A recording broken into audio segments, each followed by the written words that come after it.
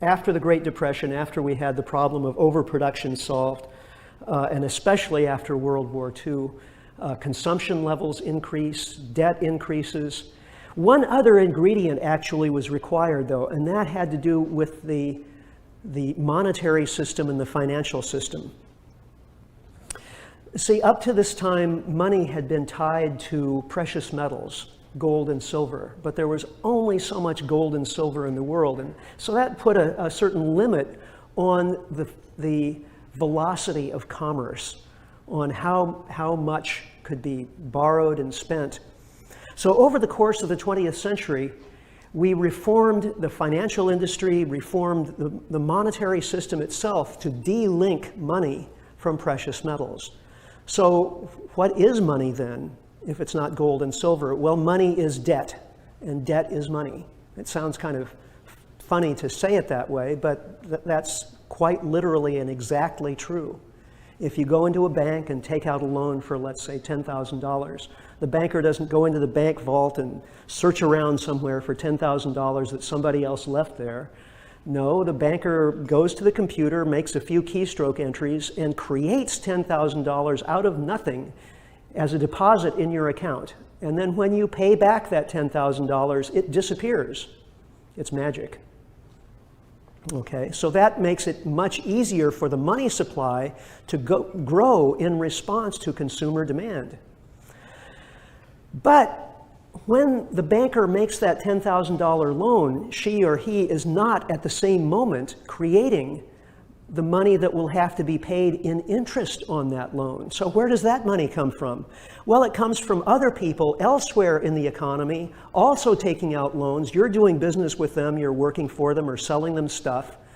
And as long as the total amount of debt is increasing all the time, then theoretically everybody will be able to pay back their debts with interest. The problem comes if the entire economy stops growing. Then there isn't enough new money being created to pay back the loans with interest, and people start defaulting on their loans. Banks pull back on lending. People start losing their jobs, and the economy starts feeding on itself and collapsing. And that's essentially what happened. It happened in the Great Depression in the 1930s, and it happened again in 2008. Now, up until the 1980s, this was all ticking along fairly well.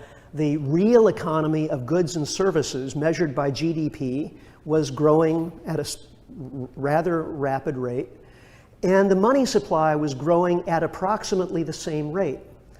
Starting in the 1980s, debt grows faster than GDP.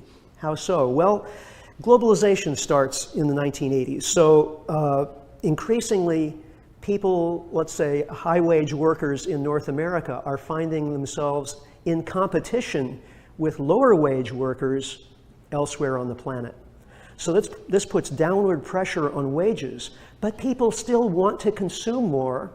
They're still being advertised at many hours every day. And we want them to consume more in order to grow the economy. 70% of the economy is consumer spending. So how to make that happen?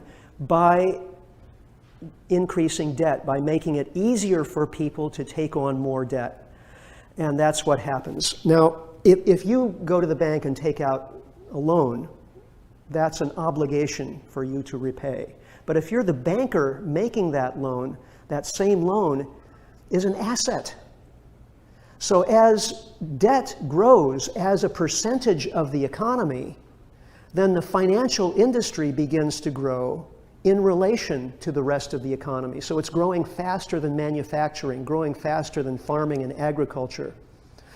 The financial industry therefore gains more power, more political power within the society. This happened especially in my country, the US, where the financial industry began making large contributions to political parties and individual politicians' campaigns.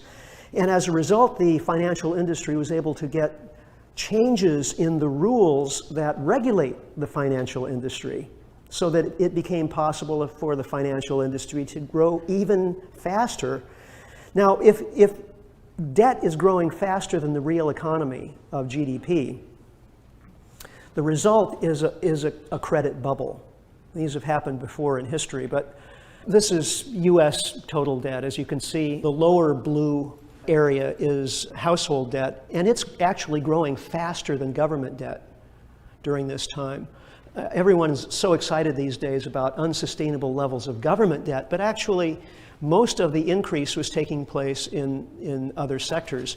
Up until 2008, when with the financial crash, total debt in the U.S. declined, except for one category, and that's the category at the top, that's government debt. What was happening? Well, the government was becoming the borrower and spender of last resort. In order to keep the economy from imploding, the government had to borrow lots of money in order to keep the money supply sufficient for the economy to maintain itself. And then real problems do ensue. We'll get back to that in a moment. Well, the idea that growth can't go on forever, again, is intuitively obvious, but it really was argued with data and analysis back in the early 1970s by a team of scientists at MIT whose work was published in this book, Limits to Growth, which became the best-selling environmental book of all time. They used computers to model population growth, resource depletion, pollution from industrial processes. And this was basically a scenario exercise. It was not an attempt to forecast the future. It was a scenario modeling exercise. But most of the models ended up showing a peak and decline in world industrial output sometime in the early part of the 21st century. The standard run scenario showed a peak and decline sometime in the first couple of decades, actually, of the 21st century. Now, of course, this report was widely maligned, especially by mainstream economists who did not want to entertain even the possibility that there might be limits to growth, certainly not limits that we would encounter so soon. So to this day, many people who have heard of limits to growth believe that it was discredited years ago, when in fact the standard run scenario is very close to real world outcomes over the past few decades in terms of, again, population, resource abundance, and so on. So we seem to be right on track. One of those resources that's particularly important is oil. Remember, all of this happened, all of this rapid economic growth happened because we had sources of cheap, abundant energy.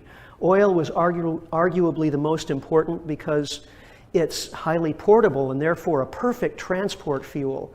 So well over 95% of our transportation is oil fueled, and trade depends upon transportation. So you can see the sort of linchpin status of oil in the global energy economy and the global economy per se. This is the model of what happens to oil-producing nations over time. And for the world as a whole as well, global oil discoveries have been declining since about 1964, and world oil production has been stuck in neutral since about 2005, even with very high oil prices. And it's not a matter of a few oil companies sort of sitting on their production potential in order to keep prices up. There aren't just a few oil companies in the world. There are dozens, and they're all competing with each other for market share and for profitability. This is what the oil industry looked like a few decades ago.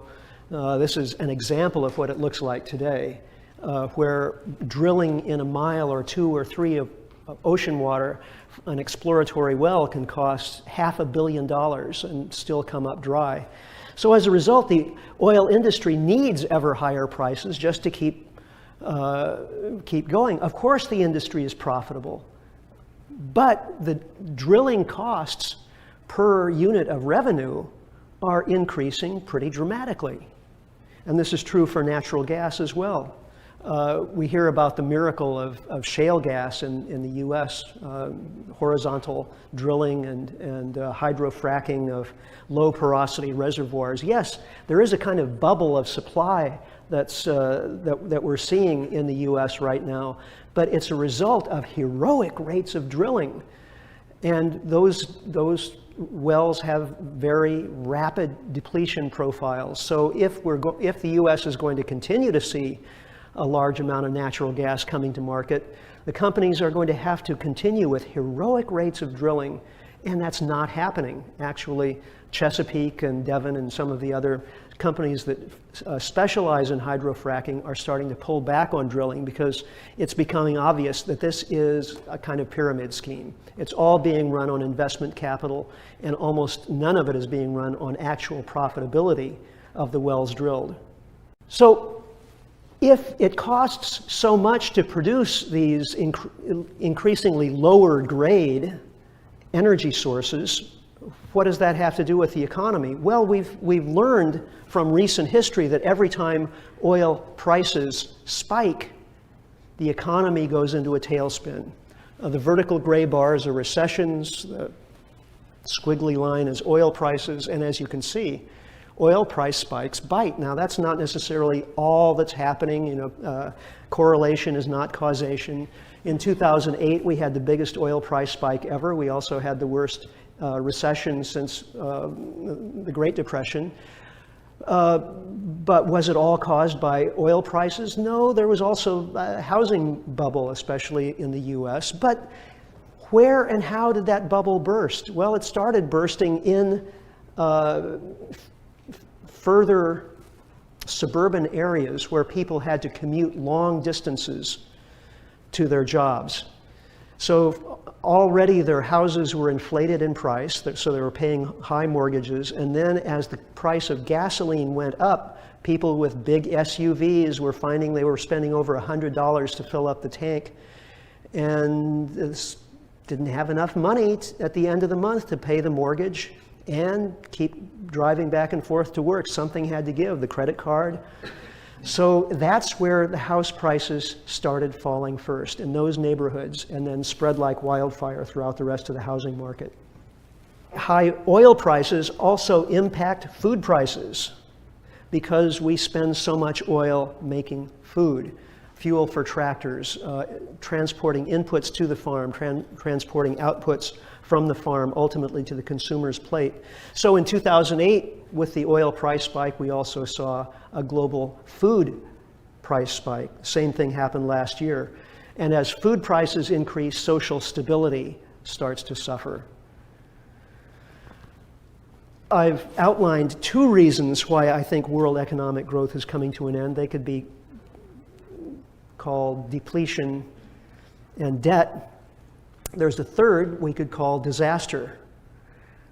Impacts from burning fossil fuels in the form of climate change. Also, the increasing environmental cost of having to dig deeper to produce lower grade fossil fuels.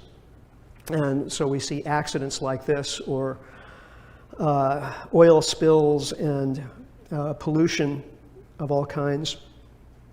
These have real costs. In 2010, when the Deepwater Horizon disaster happened, we also saw record droughts and floods. The total cost to insurance companies was something like $250 billion in 2010. Well, in 2011, last year, we passed the $250 billion mark as of June. So every year we're seeing records in the costs from natural disasters and industrial accidents, and the trajectory seems to be going in that same direction in the future.